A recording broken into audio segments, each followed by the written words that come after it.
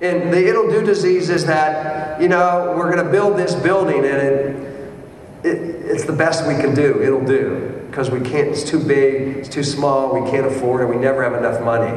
And at the end of the day, you want to be known as an it'll do community.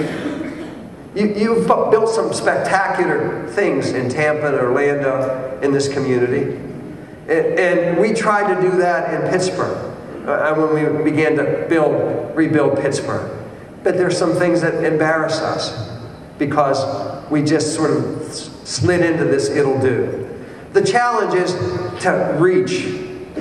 The challenge is to say, if we're going to build Tampa, if we're going to build Orlando or the communities around us, that we want to reach for excellence.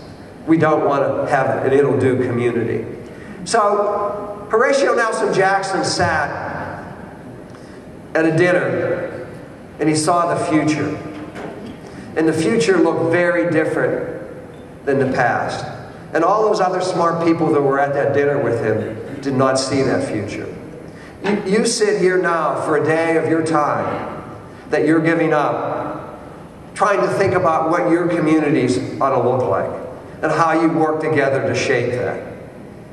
We are all defined by our past experiences, but we're at this time as Horatio was, when the world 20 years from now is a very different place.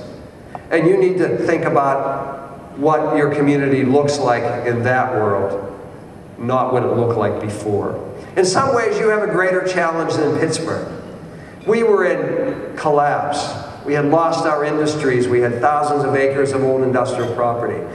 We had an imperative to need to change. You've been doing okay, by and large. Pretty spectacular, in fact. So it's harder to say, this isn't good enough. We can do better. You've had a tough couple years. So maybe that gives you the impetus to say, we can't continue to just rest on where we were. We need to reach for the stars. If you do that, you continue to be a world-class city. Good luck.